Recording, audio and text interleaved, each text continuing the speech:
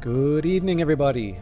Welcome to the 110th episode of the first run through House of Light, the expansion to Book of Hours, playing as the archaeologist. I'm System Chalk, and we get to do a lot of fun things today. Well, fun for me. I'm hoping that I will be able to somehow communicate why these things are interesting to you as well. So we're moving through a number of different books right now, but there's one that I think, at least to me, is relevant to my character's background, which is the Barrowchild's Elegies. We're reading that. We're going to be using that to level up Rhyme and Remembrance, but as with everything in this game, reading and rereading is the sort of thing that helps out. So I will actually just read the description of my character again for everyone's benefit. I'm the librarian of Hush House, and this journal will record what arose from my crime and my curse. The archaeologist's dearest wish when they came to the house was to record a history where their crime could be forgiven or redefined. But you can complete the game by recording any history. You might wish to begin your studies with the Skolakosophy wisdom. I opened a tomb and found too late that it was a prison. The plague that I released is now my shadow, or perhaps I am its reflection. It is too late to set matters right, but it is never too late to protect the future from the past. In Hush House, I can do no harm. Perhaps I can even make amends.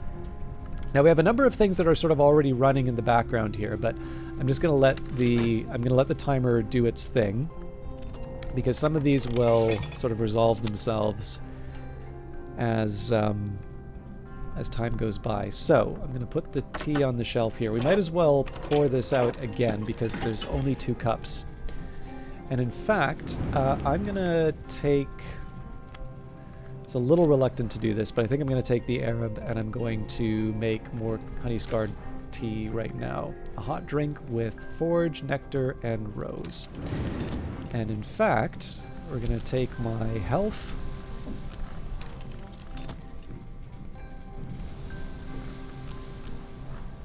I did say I was going to do a bunch of gardening with this, so I'm finally making good on that threat. Okay. Could get more pears. I think I'm good for fragrant chalice.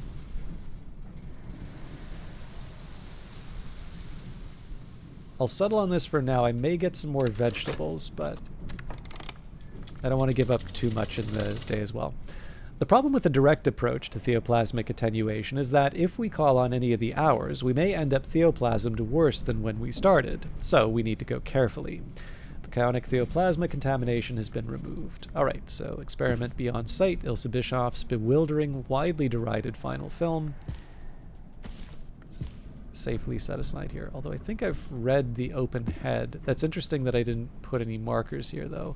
I believe it's Revelation that comes out of this one.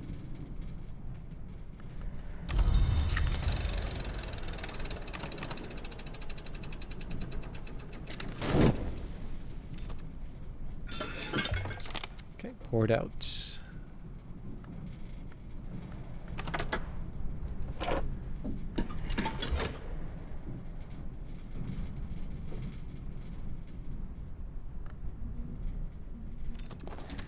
All right, so for Denzel, it's worth remembering what my aim is here. Excuse me.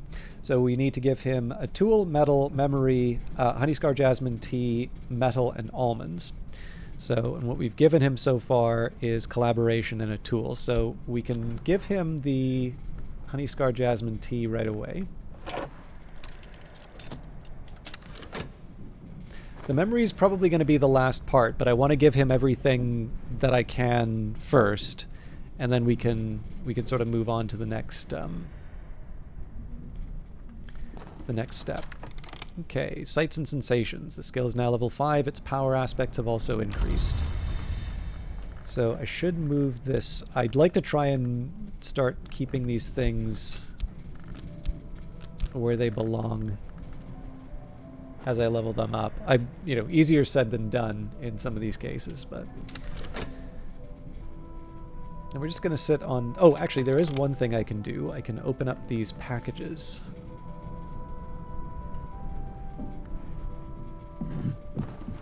So we'll use the Shapt. 1, because it's appropriate. Number 2, I have a lot of it. So we have a little while before I'm going to be able to level things up anyway.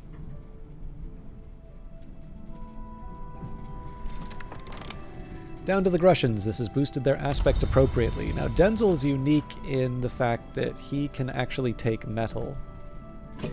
So, I can offer my assistant metals, mundane or exotic. This will increase their aspects. They'll keep any of the metal that's left over. So that helps me get what I need for the sealed cell, but we're definitely going to need the foresight. Better now. Okay, so we're going to earn some money at the Sweet Bones.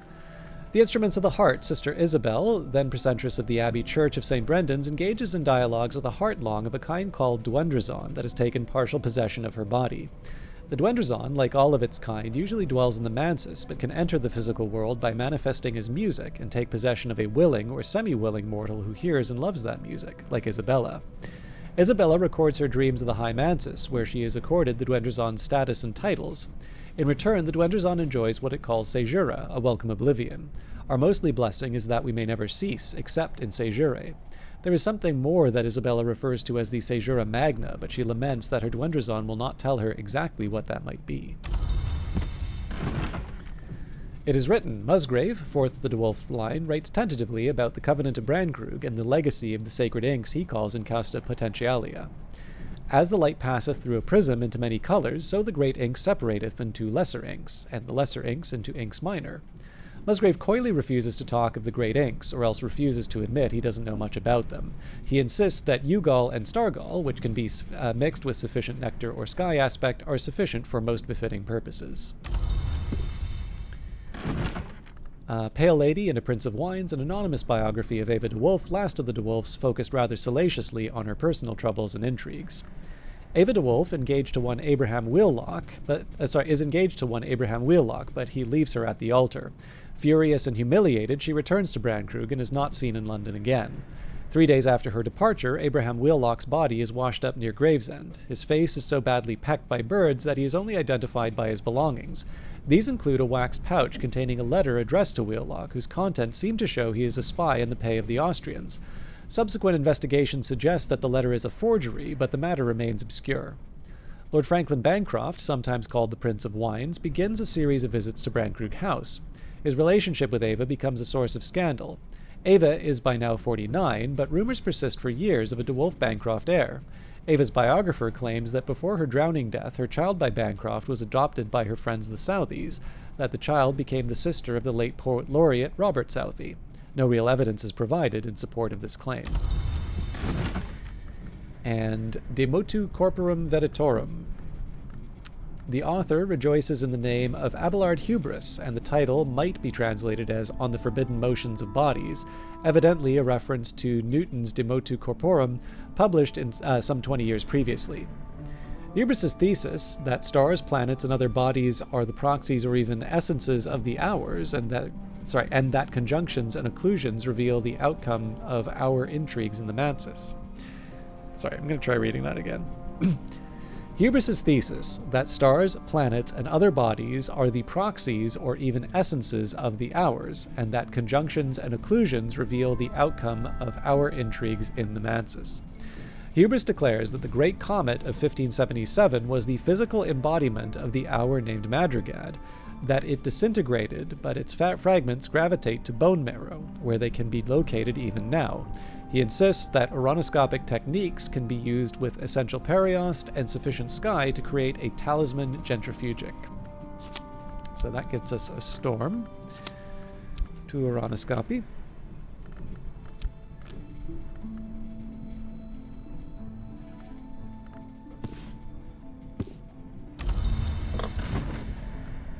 Alright, so we're already pretty well set up. So we've got our salt and our confounding parable to work with to start off. I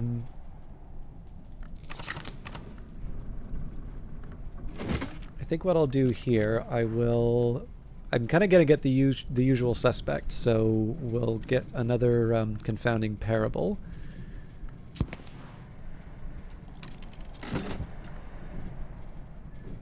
We can actually go for assault as well.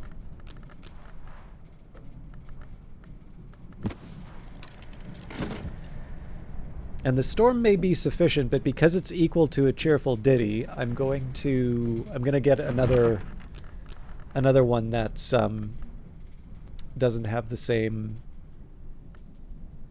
requirements. I'll avoid doing intimations of skin again, just because we keep reading that one over and over again. I mean, I could get something with solace, or I could risk it and go for a stolen secret.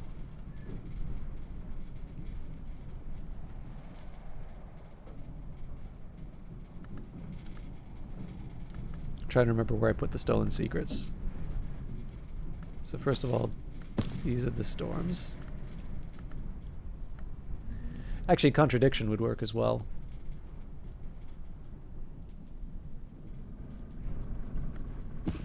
We'll do Honey, a comprehensive guide for this. All right. Reasonably happy with those. Now, to be honest, we'll chew through this Aronoscopy pretty quickly, so I think maybe I should move ahead. We won't do these two, but maybe the Radical Measure. I guess the question there is, do I have the rows to make it happen?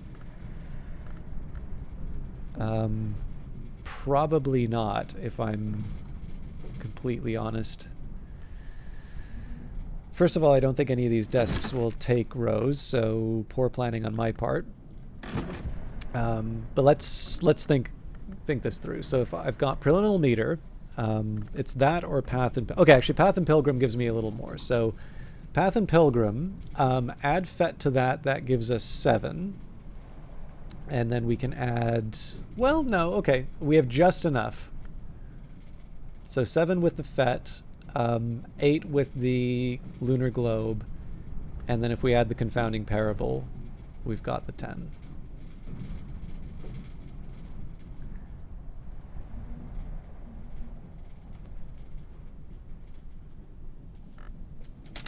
That'll give me something to think about. All right, Honey Scar Jasmine Tea, soothing to the senses. So this is really just more replacement for what I already used with Denzel, but we'll see what we need as time goes by. Excuse me.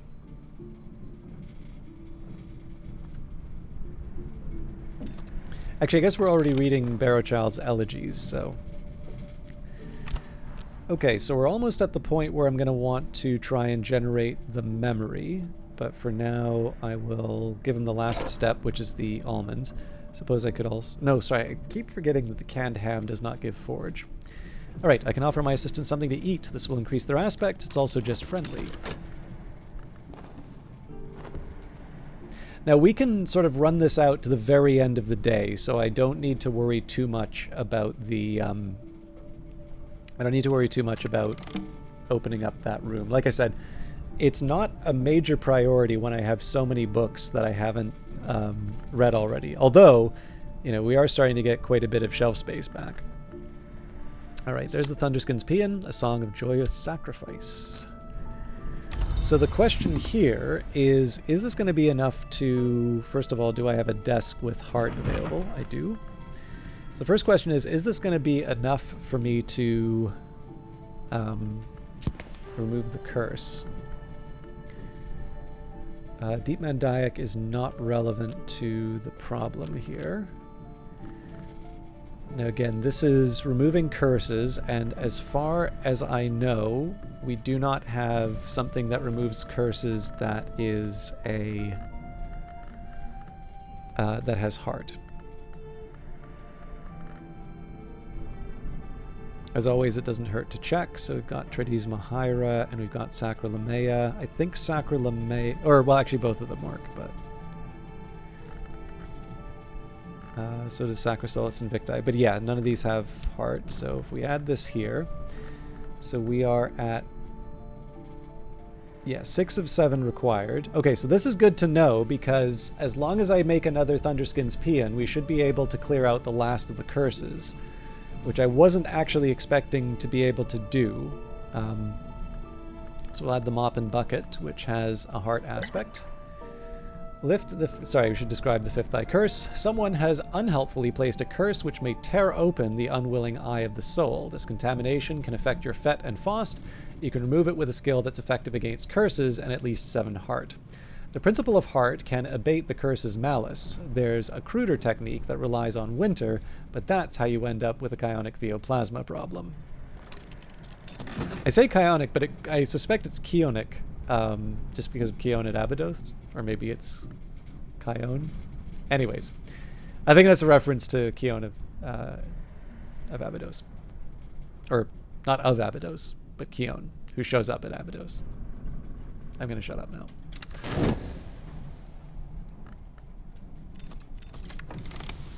Honeyscar Jasmine like a dart of sweet fire. Should have another one of those. So again, the logic here has been I want to try and collect as much of this as I can before autumn is done, just so I can have replacements. Alright, more abandoned luggage. Now, as much as I would like to, I'd really like to open these, but those require the consider verb. And at this point, I do want to, shucks.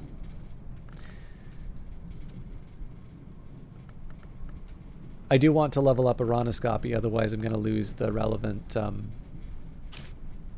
skills, or the relevant memories because of duplication. I'm thinking there's a small bug that was introduced in one of the recent patches that makes it so it loses track of where your cursor was when you zoom in and out. So this is why I've, you'll notice I'm using the arrows a little bit more often in those cases. I keep meaning to put in a bug report about it, but I'm lazy. Now, I should note, if I want to use my storm this way, oh no, I can actually use the Faust.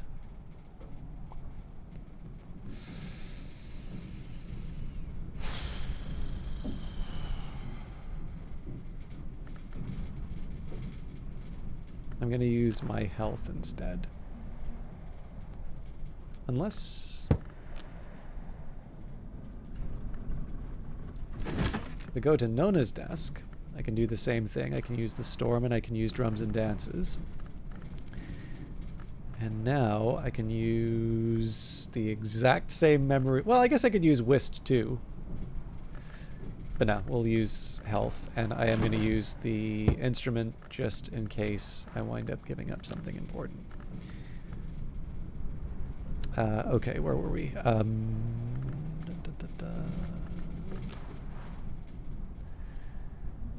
Drum up a heart music. And that'll clear out all of the curses that I have. We may find other books that are cursed, but it's not a... The risk is sort of gone for this until we start getting new books. Okay, so here we're going to use Trist. We could potentially use Faust as well, but I'm going to focus on Trist to start. I'm no expert, but I'm no dabbler either.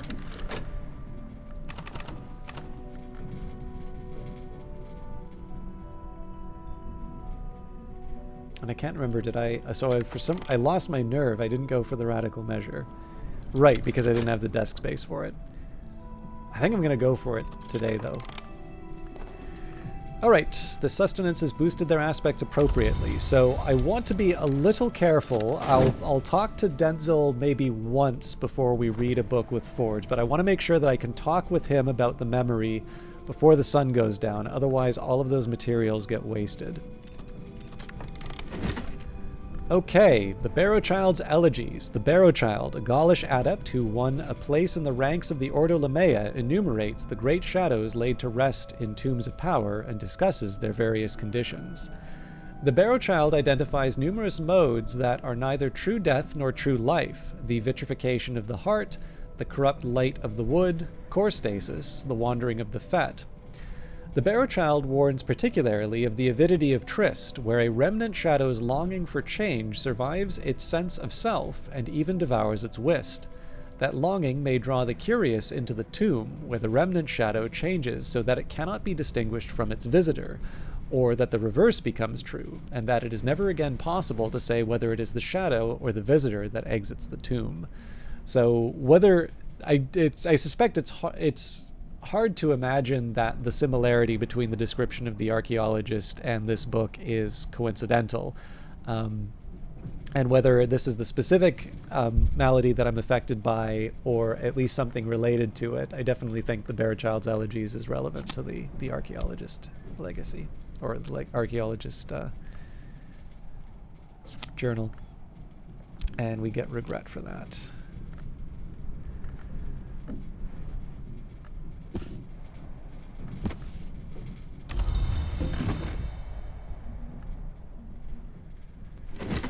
Okay, The Queen's Turn, a 16th century translation of the Barrowchild's account of Lagia's turn, when Lagia, the queen unsated, was offered the opportunity to enter the service of the Hours of the Triple Knot as long as she repudiated her brother-lover Antaios. Lagia accepts, setting aside the arts of the Low Red Sun associated with Antaios. She bargains, however, for freedom for her daughters. The Hours of the Triple Knot accept casually, knowing that Lagia has devoured her daughters, but wily Lagia has decided in the secret hollow of her heart that she will adopt any who ask if they can prove their fierceness. The traditions described here, the ones generally described as hill and hollow, are associated with Lagia before her turn, but now that she's a name of the Red Grail, they might also be safely used before an altar of the Triple Knot. Honey, the Comprehensive Guide. Harvey Haddington, pilot, polymath, confectioner, writes with great enthusiasm about the marvelous work of the bee. Haddington insists that all the primary aspects, nectar, scale, heart, lantern, moth, grail, are possessed by bees and expressed in honey. Clearly, he points out, there are only 6 primary aspects, as a honeycomb has only 6 angles. Ugal ink is prepared with these techniques, but so is Skinshuck mead, and only Skinshuck requires honey. Just as any beverage or foodstuff can be improved with the addition of honey, so any garden is improved with the presence of bees, even those bloody Blomerendi.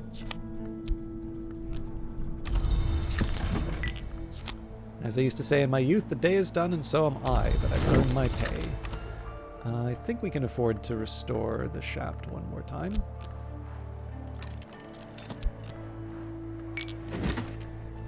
And Letters from a Fugitive. Lars Westergren, explorer and murderer, spent 7 years escaping justice through his knowledge of byways and shortcuts in the bounds. Throughout that time, he wrote regularly to his daughter, possibly in part to taunt his pursuers. A year with the Legion de Sul, patrolling the bounds until he deserts. A month in the Priory of Captains in Moraban. 7 days, or so he claims, in Ys behind the wave. Cornered at last by his pursuers, Westergren writes that he will attempt the paths of the sun. He doesn't seem sanguine about his chances, and indeed this is his last letter. An editor's note adds that Westergren's whereabouts or end remain unknown, although he was supposedly sighted at the Christmas market in Vienna, the negotiations between invisible underworld figures that happen each year there in 1929. Okay, so I have a couple of decisions to make. So I'm generating a Thunderskin's Paean to cure the last of the curses, so I don't really need the Cheerful Ditty, but the Cheerful Ditty is going to be useful to the Oronoscopy in a way that that it won't be for Rhyme and Remembrance. So maybe what I'll do here is I'll bump the contradiction down to Rhyme and Remembrance. I'll use this trio here, so Oronoscopy, Salt, Confounding Parable, and Cheerful Ditty. So I should have enough with Rhyme and Remembrance to be able to level that up immediately. And then really the question here is, how do I get 3 Moon and Winter to level that up? I should also make sure that I have enough to get everything leveled. So the core is going to be for removing the curse. Let's say that we'll use the Faust for Oronoscopy, but that's going to be because I use the Tryst and the Whist to level up Rhyme and Remembrance. So for the remainder, let's say that I'm going to... We may get lucky and get a Foresight from Denzel.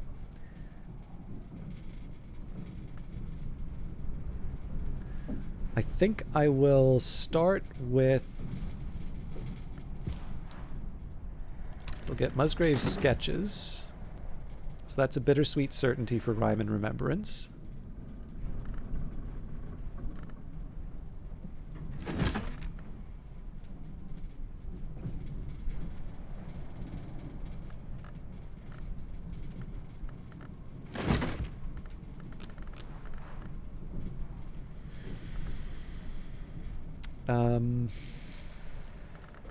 So we've already got the contradiction.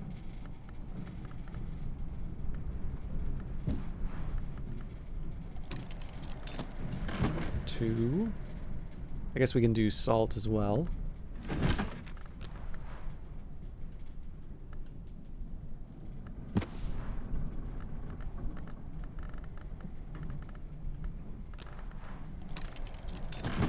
Okay, so that's the 3 for rhyme and remembrance. So yes, I can afford to read the radical measure.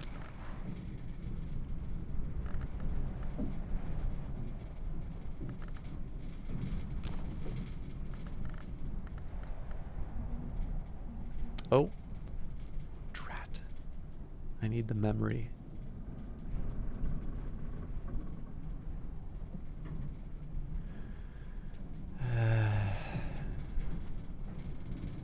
I think I can still make this work, but I'm on the verge of doing something dumb.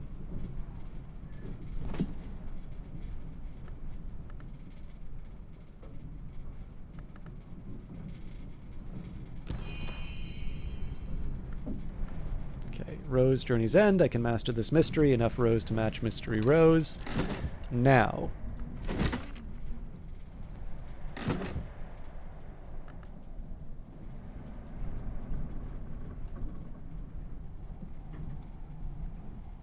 I need to make sure... Okay, so bittersweet certainty isn't a duplicate.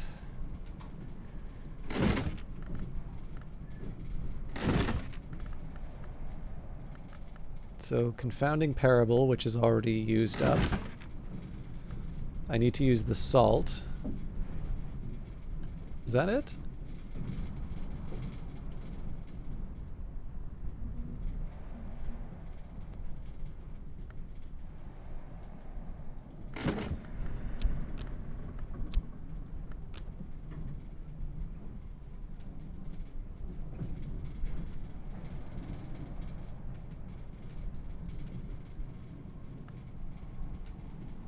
I mean, the alternative is I just do this.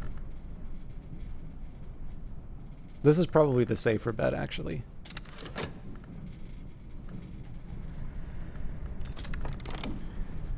Alright, the skill is now level 3. Its power aspects have also increased.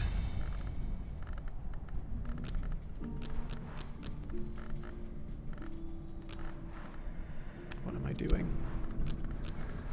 Another fruit plucked from knowledge's tree.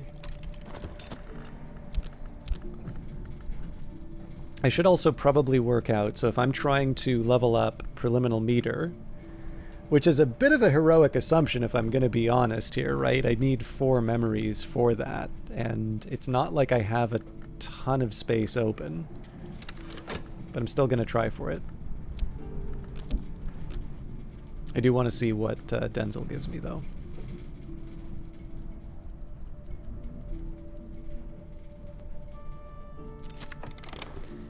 Okay, hindsight, which will help me with rhyme and remembrance. So we're going to talk to Denzel, but I'm going to make sure that I read a book that's got foresight. Oh, which of these was I on to? We did Old Copper Nose, we did Sunset Celia, so now we're on to the Book of Cinders. Okay. So, based on what I know now, I will be... Okay, so we got 2 for rhyme and remembrance. We've got 1...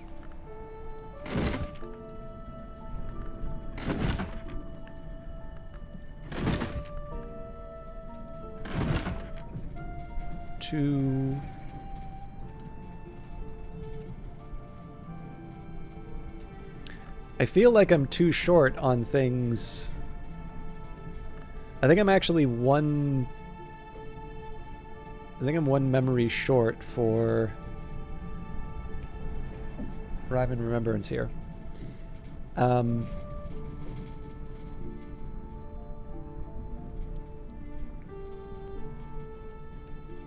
Okay, so let me just double check this again. This is a bittersweet certainty, so that's 1.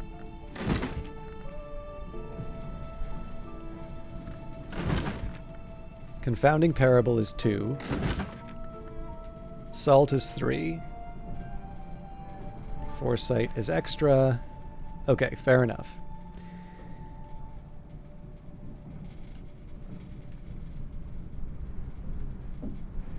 Now, I guess the question for me now is, with all this FET and meta, so like clearly I want to try and get the memories for leveling up preliminal meter, but I don't actually have any free desks. So, okay, that's fine. The question's academic at this point. We'll see how the rest of the day treats me. If nothing else, we'll just have a head start for tomorrow, but I'd like to try and make the most of these elements of the soul if I can. When the sun was always red and low, we needed all our eyes. Now glory enters mercilessly if we open them unwisely. The fifth eye curse has been lifted. So this gives us Glacierian lightsmithing. So what I'm actually going to start doing here, this isn't quite the way I wanted to do it because I'm going to fold in some of the books that need translation as well, heaven's sake. But this is a 12. These are also 12, so stick that one in here.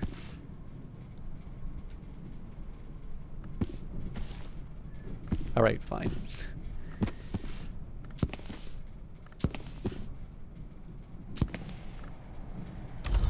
We're going to do that one more time in 33 seconds.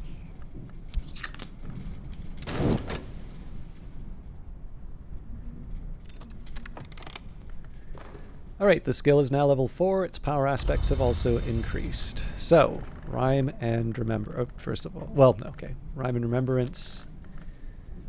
We'll get, I guess I'll get the Tryst there. I'm no expert, but I'm no dabbler either. So, Baranoscopy's now 4. So move the 2s down, move the 3s. Well, should move the 3s that are committed down first.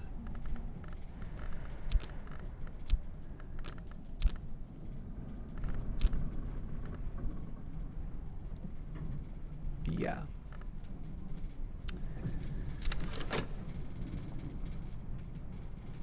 And I think the big challenge here is that it's nice to have a goal of raising preliminal meter. But right now, with the memories that I currently have, I'm going to need at least 1 from Denzel. Okay, so technically I could actually use the occult scrap. Yeah, okay. So I could use the occult scrap, and then in theory I could use the 3 metal to generate the memories that I need. But we're kind of depending on Denzel to do the work for us here. And that storm doesn't really help me. Now, if I recall correctly, yeah, we have another 30 seconds with Denzel, so we'll just let that run by. And I know we're at the 30-minute mark, but it'd be nice just for me to queue up the main things I'm looking to do. I think probably what I'll try and do is I'll start opening the sealed cell, and that'll give us something to look forward to for Monday's episodes. Okay, Musgrave sketches. Musgrave, 4th Baron Brankrug, was widely mocked as the Bleeding Baron in The Lamb de Wolf, but these sketches reveal a complex, somber inner life. Art begins in colors, grows dappled, finally is either mostly darkness or mostly light. Musgrave discusses the temptation of the perfectly minimal palest painting. He has so far managed to resist this temptation, but does guiltily describe success in using sights and sensations with winter aspect to create first a chilly elixir from flowers, which he believes he can refine further into a final pigment.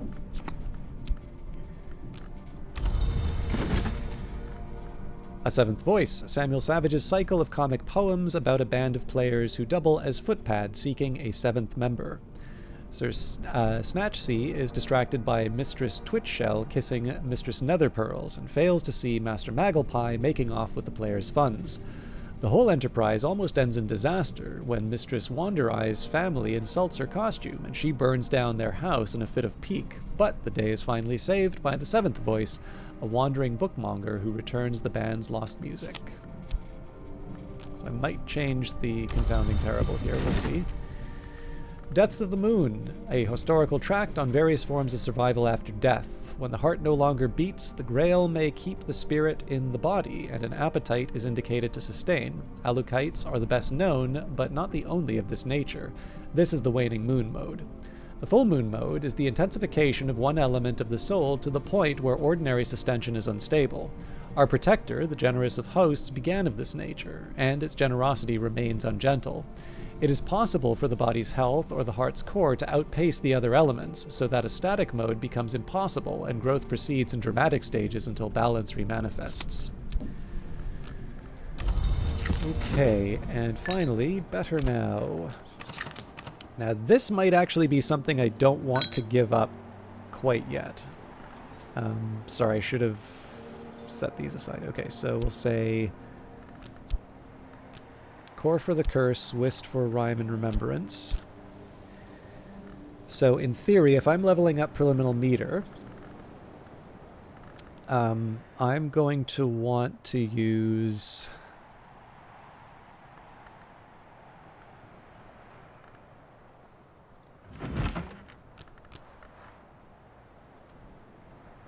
So we'll get another Assault. So it's Rose and Knock that I'm looking for.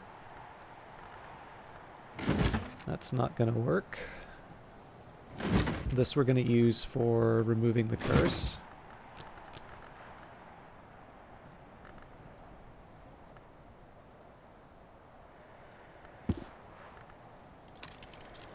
Okay, so that's 2 of the 4 required.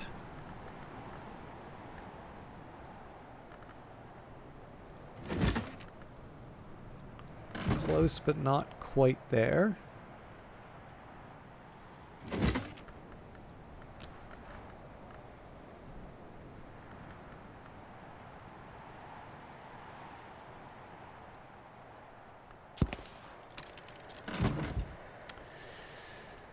I mean, we might get lucky, and actually it's probably pattern that I'm going to get from that. Okay.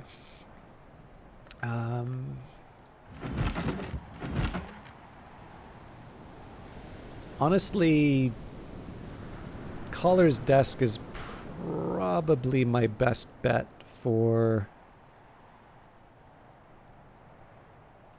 the relevant memory.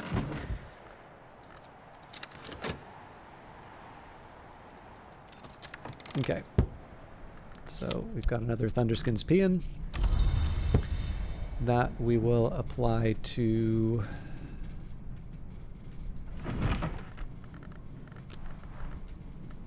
where are we? In the mountains as upon the plain. Was it Tradesma? Yeah.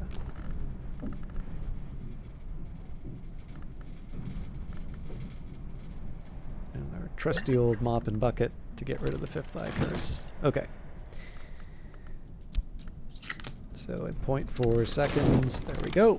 This skill is now level 3. Its power aspects have also increased.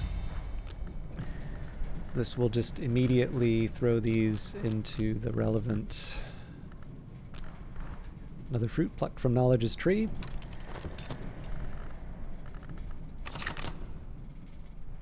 So the last step really is just to find any available slot to get... I gotta remember what I was... Okay, so Salt. I think it was Salt, Bittersweet, Certainty. No, hang on. Salt, Pattern...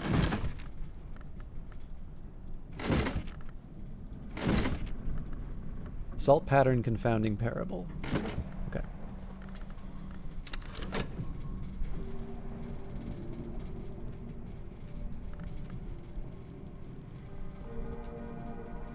I might do an intuition just so I can feel safe. Or actually, the threshold would work too. Damn it, Denzel!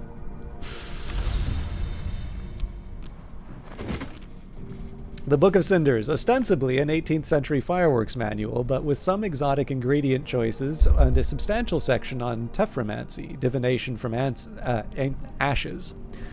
The text takes as its theme the motto of the Society of the Noble Endeavor, Aliter Propris Ignis Cineribus. A fire by its own ashes is nourished, and uses this as a way into discussions of alchemical techniques. A surprisingly casual final section mentions that iotic essence, the root of the great and exultant ink or pimental, can be refined with enough forage from a variety of liquids. All right, well, we'll get the level that we need, so I can discuss this memory with my assistant. Okay. So it's very unlikely we're going to get anything else from Denzel, so I feel a little bit better about getting an intuition. Please tell me I have intuitions.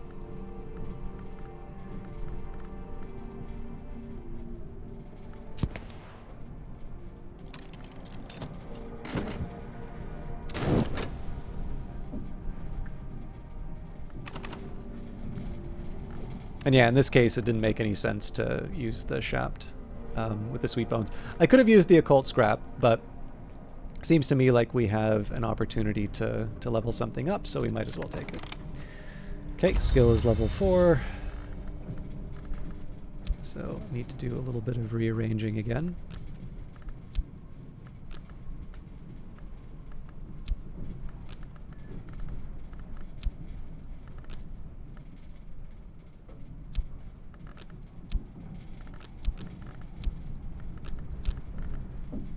I might have actually gotten a little overzealous with Rhyme and Remembrance.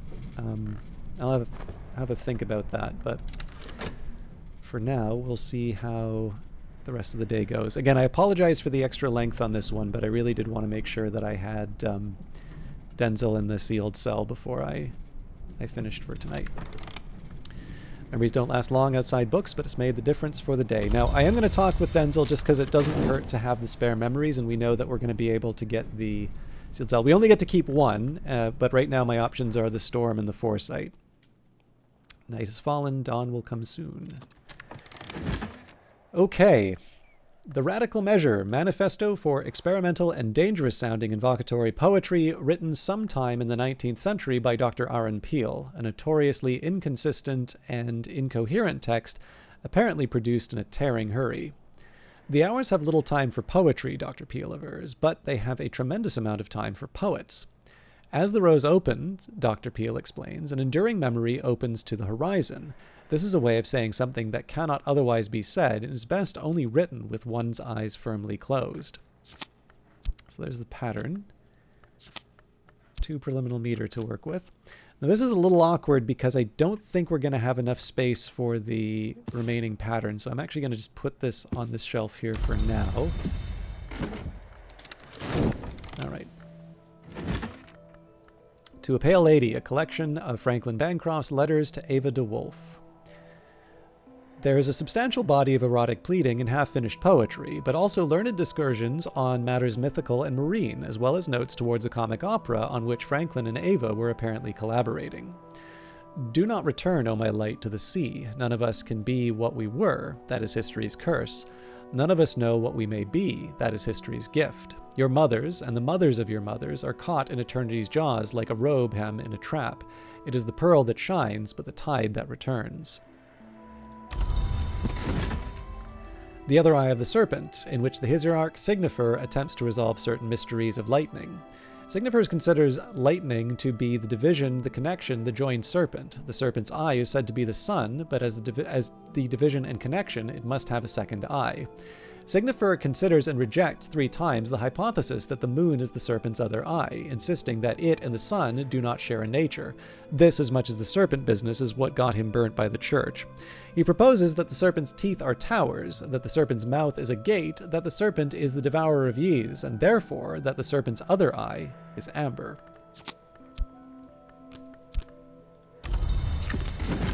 And 108, Ava de Wolf discourses on the fifth history, and particularly on those who are said to have passed over from it, the Great Hooded Princes, the Knocklong, who ascended unto the Mother of Ants, but now, so Ava claims, honor the Horned Axe. The Great Hooded Princes call their library the Tomb of Lies, and this has given rise to a foolish tradition that the princes are habitual liars. Of course, in fact, truth flourishes when lies are slain. On the other hand, the princes do not say knowledge is power, but rather power is knowledge. Ava has, to her regret, never visited the library. She notes that it is said to be west of the Lion and north of Victory, and suggests that, though the princes are generally associated with India, their library might be further east. And we're going to have to wait a few more seconds for the intuition, although I think we'll be waiting just as long for Denzel's memory as well. Okay, so this is an 18 sky. I'm not expecting any, I'm not expecting to read this anytime soon, but we are in better shape curse-wise.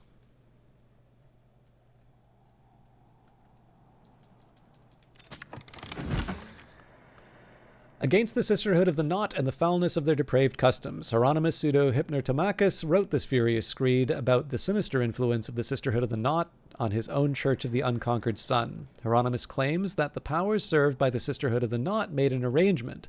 The Thunderskin loved the ewe, and the Grail destroyed him as restitution for the destruction of the Axe's loved ones. Hieronymus's writing becomes incoherent with rage at this point. Hieronymus recovers his composure, eventually, to describe how the Thunderskin entered the Mansus through the Peacock Door. This, Hieronymus insists, is abomination upon abomination, but then the most abominable of doors has always been an abomination. Okay, so let's quickly level preliminal meter. I almost did door and wall, and I was going to feel very, very bad if that happened. So satisfying to have come so far.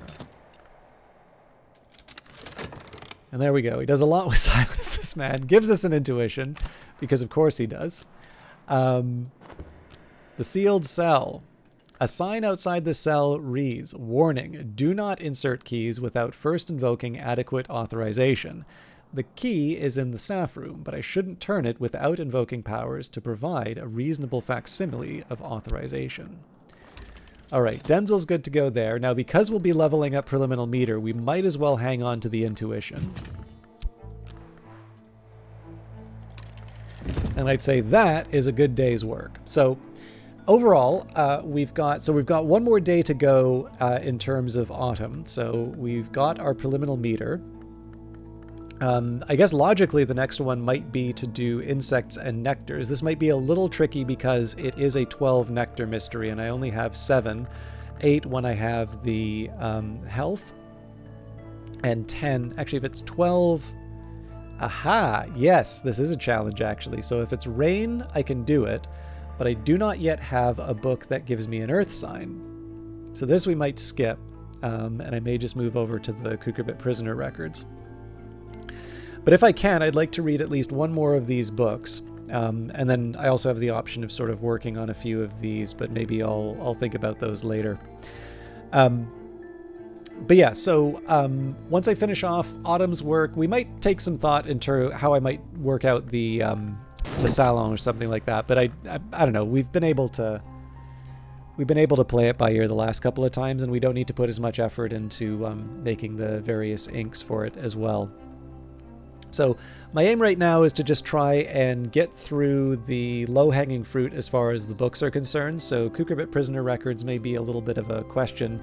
I think probably Book of Thrones and Mirror of Melisandre and such, probably these aren't as difficult. But as always, it's just a question in terms of what skills do I think I need? Like, what do I think I can get away with reading without upsetting the balance too much. Of course, all of that will be handled in next week. So again, thank you for dealing with an extended episode. I will see you all on Monday. Until then, take care. Have a nice weekend. Bye.